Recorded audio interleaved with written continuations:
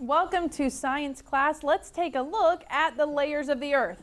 Remember, we talked about yummy, delicious cake and how when you cut into a cake that has layers, you can see those distinct layers. Well, if we were to cut into the earth or to look at it from a cut view, we can see that the earth has 3 layers. Do you remember those 3 layers? Let's repeat them and see if we can get them committed to our memory. Crust, mantle, core. Stand beside your desk. As we say each part of the earth, I want you to get closer and closer to the ground. As you are getting closer and closer to the center of something, okay? Say it with me. Crust, mantle, core. There you go. Stand back up. Let's try it one more time. Students watching, you join in with us as well. Crust, mantle, core. You may have a seat. What delicious, cheesy, maybe pepperoni and sausage covered dish did I tell you could help you remember the outermost layer of the earth? Grayson, what was it? Pizza. Pizza. And just as a pizza has a crust, so does the earth. The crust is the outermost layer of the earth. Now, there is a special part of the crust that I have a question for you later about. So hold on to everything that you know about the crust and be prepared for that question. Maybe you're already thinking about what it is. Do you remember what is in the crust? Hold on to it. Let's go to the mantle. Say mantle. Mantle. The mantle is in the middle. Both mantle and middle start with the letter M. Do you remember what type of liquid hot rock is there? Hold on to it. Don't tell me yet. I see that you're very, very excited about it. And then the center of our earth, the hottest portion of it is called the core. Say core. Core. Now, going back to the crust, what was that top layer of the crust that we talked about? Do you remember the name of that top layer of soil that starts the crust? Timothy? The surface? No, the crust is the surface of the earth, but that top layer of soil there, the top of the crust, we'll see what the top layer of soil is in our lesson today. I can't tell you that yet, but it's the top portion of the crust, Alana. It's called the Bedrock. the bedrock. Say bedrock. Bedrock. And then we go down into the mantle. And remember, as we get closer and closer to the center of the earth, it's getting hotter and hotter. And I told you that this hot liquid rock could eventually erupt from a volcano as lava. What is the name of that very hot liquid rock? Adrian? Magma. Magma. M for magma, M for mantle, M for middle. Hopefully that will help you to keep those in track. And then on track. And then at the core, we have the hottest portion. Has anybody ever been to the center of the earth, to the core? Grayson? No. No, a very, very hot place that scientists have not been able to discover or to research a lot of because of the heat of the earth's core. Before we take a look at the words to watch for today, I need your help in reviewing from our last lesson a little bit more about the layers of the earth. You pop out of your seat when you know the answer. What is the imaginary line around the earth that is between the North and South Pole? Right here. Atmosphere? Not the atmosphere, that's the layer of air that surrounds the earth. This imaginary line, it gets hotter at this imaginary line. Kendrick? The equator, good. How much of the earth is covered in water? Students watching? What percentage? Let's check with Renoa. 70%. 70% is covered by water. What is that hot liquid rock found in the earth's mantle? Oh, William, you look like the man for the job. It is magma, good. What instrument uses a magnetized needle? We actually created one in our last lesson. Charlotte? A compass does. What direction does the needle of a compass always point to? Alana? North. Good. Where would the earth be its coldest? Jake? The polar? At the poles of it. Nicely done. What is the outer layer of the earth called? Mikkel? Atmosphere. You're thinking of the layer of air. Remember, we're moving into the surface. The crust. Good. Just as the crust of a pizza, the crust of the earth is on the outside. What is found between the core and the crust? That's called the what, Royan? Mantle. The mantle. What is the innermost part of the earth that is the hottest? Isaiah? Core. Good. How many oceans are there on earth? Amory? 5. Good. How many continents? Students watching? Let's check with Brennan. 7. There are 7 of them. What is the hot liquid rock found in the Earth's mantle called? Ivy? Magma. Good. The imaginary line around the Earth between the North and South poles. Jalen? Equator. How much of the Earth is covered by water? Ashby? 70%. 70%. So if 70% of the Earth is covered by water, let's see if you can do some arithmetic in science. How much is covered by land? Alana? 30%. 30%. Nicely done. Where is the Earth its coldest? Isaiah? The North Pole. The North and the South Pole, the poles of the Earth. Good. The outermost layer of the Earth, that's the what? Girls watching. Let's check with the girls here. The outermost layer is the? Crust. The crust, correct. You may have a seat. What is the innermost part of the Earth? Brennan? It's also the hottest part. The core, good. How many oceans are there on our Earth? Bree? 5. 5. Don't get them confused with the continents. How many continents are there? Renoa? 7. There are 7. Let's take a closer look at the Earth's crust today. You know, God created the Earth in 6 days, and on the 7th day He rested. Do you remember what day He created plants and He separated the dry land from the seas? We talked about it in our last lesson. Kendrick, what day was that? The 3rd day. On the 3rd day. So for plants to be able to grow and to thrive, they need soil. And they need soil that has lots of nutrients. Just as when you eat food, you need foods for your body that provide you the nutrients that you need. If you're constantly eating things that don't provide nutrients, your body's not going to be energized and have the fuel that it needs. Well, plants need good resources as well. Something called natural resources we're going to be looking at in our lesson. So open up your science books to page number 87.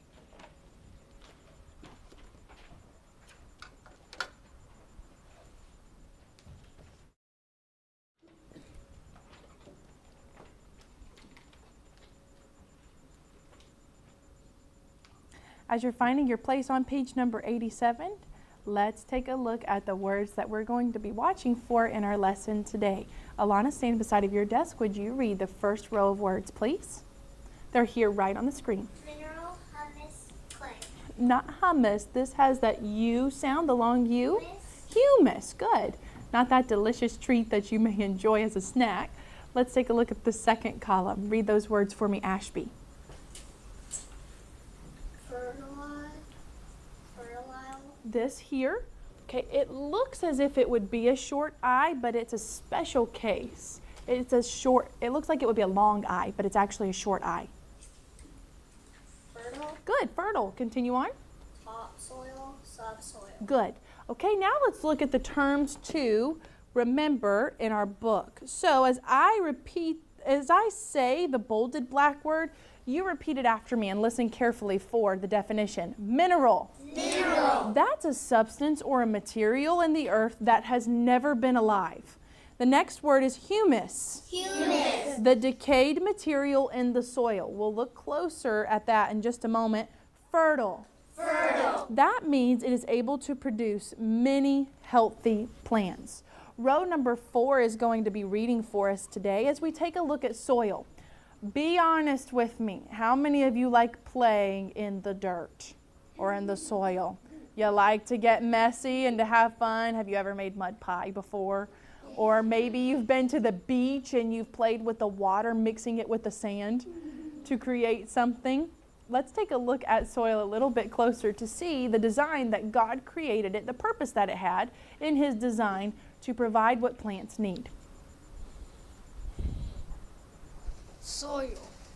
Soil covers the earth crust in most places. Where there is dry land, it is made of minerals and Humus. humans. Both are important for growing plants. Plants. Good, you may have a seat. Brennan, continue. A mineral is a substance or material in the earth that has never been alive. Rocks are made of minerals. Diamonds, silver, and gold are very valuable minerals.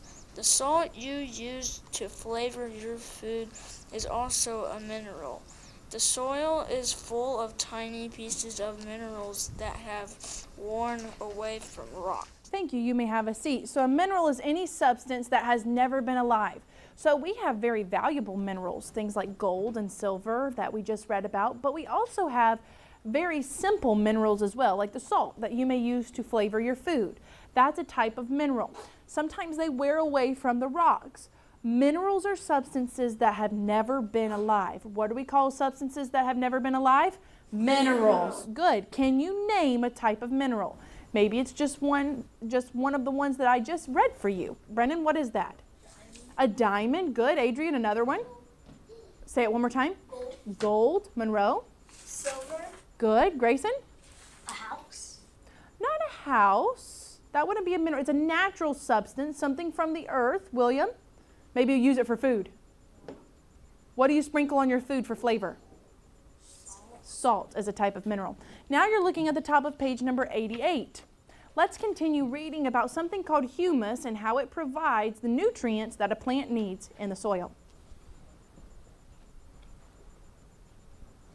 While minerals are made of things that have never been alive, humus is made from living things that have broken down or decayed. Humus, that has a long U sound. Humus can soak up water because it is soft. Humus also gives the soil important nitrogen. Okay, look at that word again. That's a long I. Nitrogen. Good. Soil is a wonderful part of God's plan for growing things. Plants get water, minerals, and nutrients from the soil. Different kinds of soil help different kinds of plants grow. This is all part of God's plan. Some soil, called clay, can get muddy quickly because it absorbs water. Some soil is sandy. Water can easily flow through it. Good. Roy, and continue with that last paragraph. The best soil is a mixture of different kinds of soil. If plants grow well in soils, we stay the soil fertile. It's rich in minerals and nutrients. Thank you. You may have a seat. So humus is actually made from living things. So it's something that's alive, maybe like a leaf or an insect. After it dies, it's giving nutrients back to the soil. That soil receiving those nutrients is called humus. Say humus. Humus is made from living things that have decayed or they break down into the soil. Humus is very important for plants because it gives them the nutrients that they need, but there's a variety of different types of soils. We have soils that are clay, which when clay gets wet, it's very, very muddy. Okay, it's very sticky. Or maybe you've seen sand before, maybe as you went to the beach. Did you know sand was a type of soil as well? Okay, we're going to be taking a look at it a little bit closer later in our lesson. But there's a variety of different types of soil, and for a plant to grow best, it's important for it to have a mixture of those soils. If a plant is able to grow in the soil well, we would say that that soil is fertile. Say fertile. Fertile means that it is able to grow plants well. It has the nutrients that it needs. It provides the correct amount of nitrogen and the different gases that it needs, the right amount of water that it needs. If soil is growing plants well, we say that it's fertile. Look at the layers of soil there. We're going to continue reading about 3 main layers of the soil, and you'll find that part of the crust of the earth shows up in this part. Lucia, keep reading for us. Soil can be found in 2 main layers. The topsoil is the top layer of soil. It is usually dark and rich in humus and nutrients. It is soft and absorbent enough to hold water. Most plants grow in this layer of soil. The topsoil is usually only a few inches deep. The layer of soil below the topsoil is called the subsoil. It is harder and more packed down than topsoil. It is also lighter and cool in color because it does not have much humus. Large plants have a root that grow down into the subsoil in search of more minerals. Below the subsoil, we find rocks and eventually the Earth's bedrock. Do you remember what layer of the Earth contains bedrock? It is the crust. Good, you may have a seat. Thank you, Lucia. Let's take a look at the topsoil. Hopefully the name topsoil will help you to remember what layer it is. The topsoil is the top layer of soil, okay? It's the layer that's right on top. It is very, very dark in color. Why is it dark in color? Well, it has a lot of humus. This is where plants grow typically. It's only a few inches deep. It's not that large. And this is where plants can get the most nutrients to be able to grow. Now, sometimes larger plants like trees or big shrubbery, they may need to go down to what's called the subsoil. Remember how a submarine dives under the water?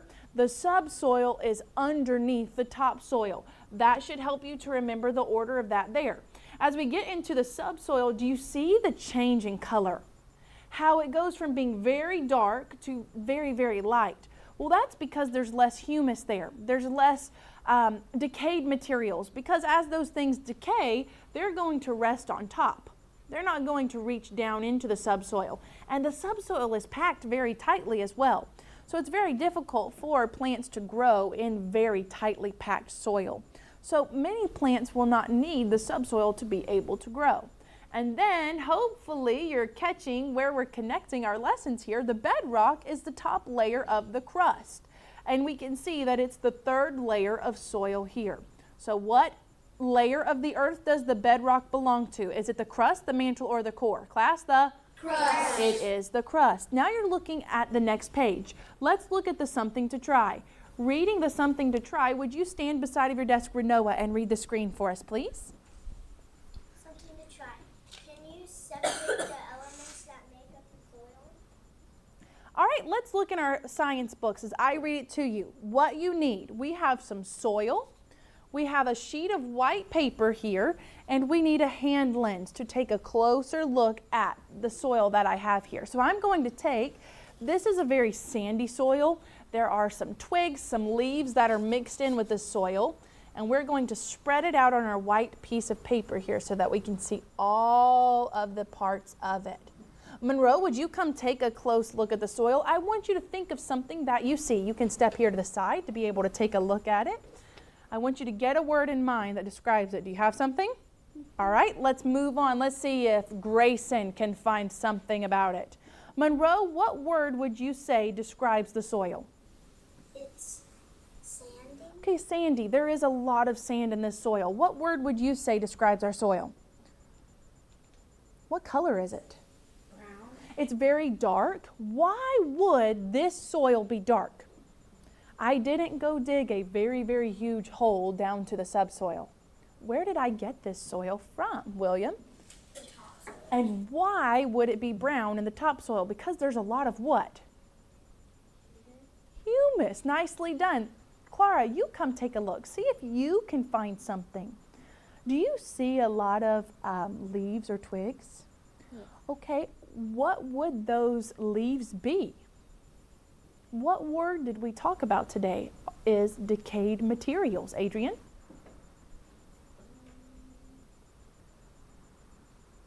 These are things that were living and then they decayed or they break down into the soil. Jake, what's that word? They died. Okay, but what is that called? What's in the topsoil that gives it nutrients? William helped us earlier, Alana. Humus. Humus. Those leaves are helping to break down, creating humus. What else do you see? Rocks. There's rocks there as well, so some of those minerals are combining with the soil as well. So So hopefully you enjoyed taking a closer look. You may like to do this at home or wherever you can find some soil as well. Take a hand lens, or you can just use your own eyes without the help of a hand lens to be able to observe the differences in the type of soil. Maybe an adult could help you to dig further. Maybe you could get some of the subsoil to see the difference in color there. That would be a very interesting project for you to do. Let's take a look at our comprehension check. You'll need a pencil ready to go. Let's label the layers of soil. What is number 1 pointing to? What is that top layer of soil? Jalen? The top soil. You're writing topsoil by number 1. What about number 2? What's the second layer of soil? Brennan? Subsoil.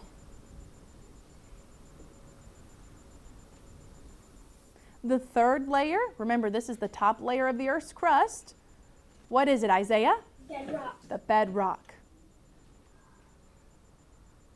Looking at number 4, a blank is a substance from the earth which is made of material that has never been alive.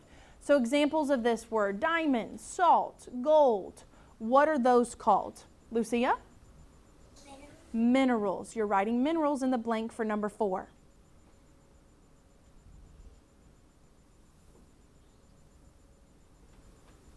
Number 5. Blank in the soil is made from living things that have broken down or decayed. What is that material? Jake? Humus. Humus. You're writing humus for number 5. Number 6. The blank is the top layer of soil. It is usually dark and rich in nutrients. Charlotte, what is the top layer of soil? Topsoil. You're writing topsoil in the blank for number 6. And number 7. If plants grow well in soil, we say that the soil is what? What word describes soil where plants can grow? Mikkel? Fertile. Fertile. Fertile soil. Thank you for listening so carefully today as you're finishing up those answers. Students watching, I look forward to you joining us back in our next science lesson.